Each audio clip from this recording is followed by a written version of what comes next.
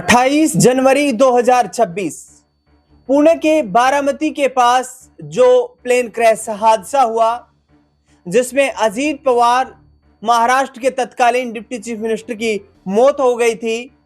उस मामले में अब जो AAIB की रिपोर्ट यानी कि एयरक्राफ्ट एक्सीडेंट इन्वेस्टिगेशन ब्यूरो की जो रिपोर्ट सामने आई है, उस रिपोर्ट को लेकर लगातार सवाल खड़े हो रहे हैं। सवाल इस बात को लेकर भी है कि आखिरकार जिस रिपोर्ट का इंतजार किया जा रहा था कि ब्लैक बॉक्स खुलेगा, वॉइस रिकॉर्डर के माध्यम से यह पता चल पाएगा कि आखिरकार पायलट्स के बीच क्या बातचीत हुई अंतिम वक्त पर जब प्लेन जो है वो अस्थिर हो रहा था। इसके साथ ही कुछ एक्सपर्ट्स का यह भी कहना है कि प्लेन जिस वक्त क्रैश हुआ उस दौरान उसकी जमीन से ऊंचाई ज्यादा नहीं थी, इसीलिए जो हादसा हुआ, जो आग लग गई उस प्लेन में, वो इतनी भयावह नहीं थी कि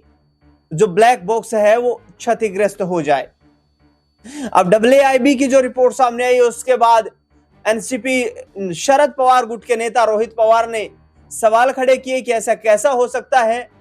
कि ब्लैक बॉक्स जो है वही क्षतिग्रस्त हो गया है, जिससे घटना के मुख्य कारण का भी पता नहीं लगाया जा रहा है। संजय राउत शिवसेना UBT के जो नेता है उन्होंने संसद में सवाल खड़ा किया। महाराष्ट्र की डिप्टी CM सुनेत्रा पवार ने मुख्यमंत्री से मुलाकात करके CBI जांच की मांग की, लेकिन अब अजीत पवार के बेटे पार्थ पवार भी ये कह रहे हैं कि इस पूरे घटनाक्रम की जांच होनी चाहिए, जिससे कि स्थिति स्पष्ट हो पाए कि आखिरकार ये इतनी बड़ी ये जो विमान दुर्घटना थी ये कैसे घटित हुई। अब इसको लेकर महाराष्ट्र की राजनीति में खूब चर्चा हो रही है। संजय राउत ने तो संसद में यहां तक कह दिया था कि उनके पास एक घोटाले की फाइल थी और फाइल को अजीत दादा अपने पास ही रखते थे। उन्होंने संभावना जताई कि दुर्घटना के वक्त पर भी फाइल अजीत दादा पवार के पास ही होगी और ऐसे में जो घोटाले की फाइल थी वो भी जलकर राख हो गई होगी। अब ये राजनीतिक तौर पर यह मुद्दा जो है महाराष्ट्र की राजनीति में एक बड़ा मुद्दा बनता हुआ नजर आ रहा है। इस बड़े मुद्दे के पीछे क्या राजनीति है? आखिरकार अजीत पवार प्लेन क्रैश को लेकर सवाल जो खड़े हो रहे हैं उसमें अब महाराष्ट्र में राजनीतिक तौर पर क्या उसका प्रभाव पड़ता हुआ नजर आएगा? ये रिपोर्ट आने के बाद क्या समीकरण वहां के बने हुए हैं? इस पूरे मुद्दे पर चर्चा करने के लिए मेरे साथ मेरे सहयोगी अमन जी मौजूद हैं।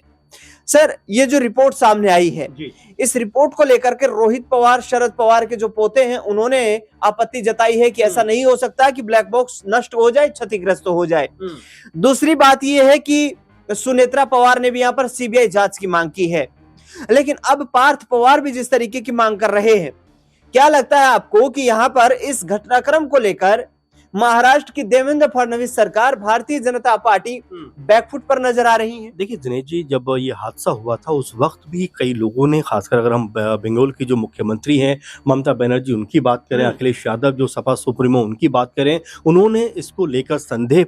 जताया था कि भाई अचानक ये हादसा हो जाता है, क्या इसकी वजह है? क्योंकि अगर हम विजिबिलिटी की बात करें, तमाम चीज़ों की बात करें तो उसमें कहीं कोई दिक्कत नजर नहीं आती, लेकिन उसके बावजूद भी ये हादसा हो जाता है, तो कहीं कोई साजिश तो नहीं है इसके पीछे। उस समय भी ये बात कही गई। आपको याद होगा कि शरद पवार ने भी कहीं ना कहीं इस बात के ऊपर प्रतिक्रिया दी थी कि भाई मुझे नहीं लगता कि ये कोई जो है साजिशन हुआ है, हादसा हुआ है, मैं इसको मानता हूं। लेकिन अब जिस तरह से धीरे धीरे धीरे करके चीजें सामने आ रही हैं, जांच हो रही है, उसमें कहा जा रहा है कि भाई जो ब्लैक बॉक्स था वो नष्ट हो चुका है। दिनेश जी, जरा आप समझिए, देखिए कि जब अहमदाबाद जैसा कह सकते हैं हादसा होता है, विमान हादसा, उसका भी ब्लैक बॉक्स सामने आता है, उसमें से बहुत सारी चीजें निकल कर सामने आती हैं, लेकिन इस हादसे को लेकर कहा जा रहा है कि इसमें जो ब्लैक बॉक्स था वो खत्म हो चुका है, नष्ट हो चुका है। इस बात को लेकर चाहे जय पवार हो या पार्थ पवार हो या उनकी जो माता हैं सुनेत्रा पवार, वो भी इस बात को लेकर अब संदेह पैदा कर रही हैं कि भाई इसकी जो है निष्पक्ष जांच होनी चाहिए, CBI जांच होनी चाहिए।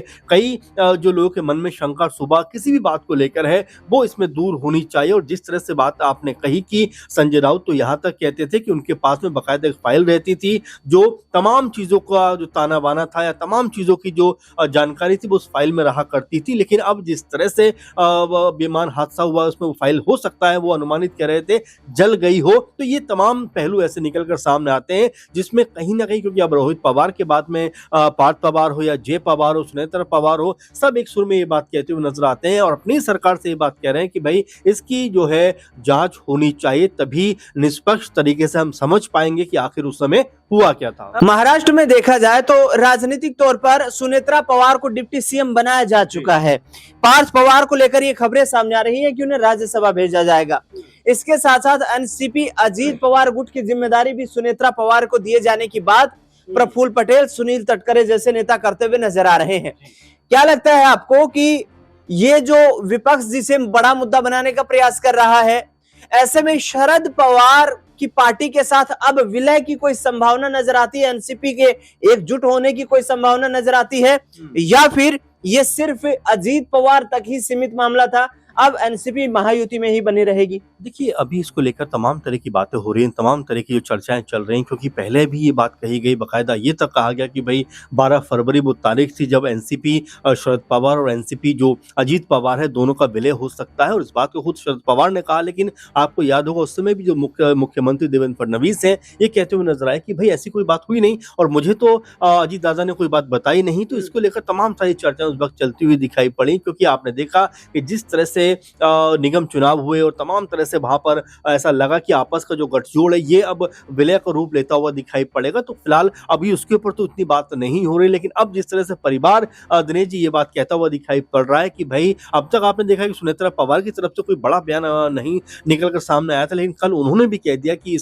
इस पूरे मामले की जो सीबीआई जांच होनी चाहिए, चाहे पार्थ पवार हो चाहे जय पवार हो। एक सुर में अब ये बात कहते हुए नजर आते हैं, क्योंकि दोनों बेटे हैं अजीत दादा के और मिस यू डैड ऐसे जो है चीजें लिखते हुए नजर आ रहे हैं। तो ये अपने आप में बताने के लिए काफी हो जाता है, क्योंकि वो ये मांग कर रहे हैं कि अगर किसी के मन में भी कोई शक और शुबा है, क्योंकि उनकी बड़ी लोकप्रियता थी, आपने देखा कि जब उनका अंतिम संस्कार हो रहा था तो लाखों की तादाद में भीड़ वहां पर मौजूद थी, और अभी भी ये देखा जा रहा है कि अजीत दादा के नाम को लेकर लोग जो है तमाम तरह के पोस्ट सोशल मीडिया पर करते रहते, तो उस तरह की छवि उनकी रहा करती थी। और ये तक उन्होंने अपने आखिरी फोन कॉल में कहा था अपने भतीजे से कि भाई सब धर्मों को, सब समुदायों को लेकर हमें चलना है। और ये तमाम बातें बताती हैं कि अजीत पवार का जो कद था वो राजनीति में कितना मजबूत और बुलंद था, उनकी जो हमेशा चेहरे पे स्माइल रहती थी उसके भी लोग कायल थे। लेकिन अब जिस तरह से उनके परिवार के लोग ये बात उठा रहे हैं कि भाई उनके इस पूरे मामले का जो प्रकरण हुआ है जिसमें उनका निधन हो गया है,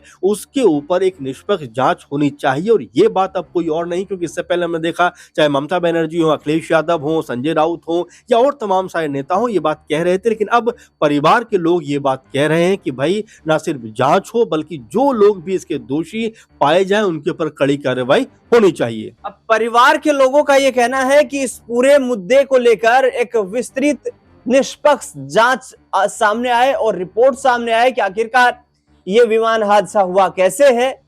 दरअसल AAIB ने यहां पर सीधे तौर पर कहा है कि अभी जांच प्रक्रियाधीन है।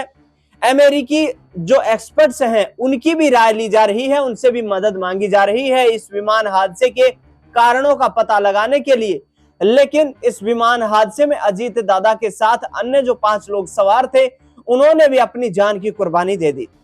देखना दिलचस्प होगा कि आखिरकार ये बड़ी मांग जो अजीत पवार परिवार की तरफ से ही की जा रही है, इसमें आगे आने वाले वक्त में किस तरीके के खुलासे होते हुए नजर आते हैं। इस खास रिपोर्ट में फिलहाल के लिए इतना।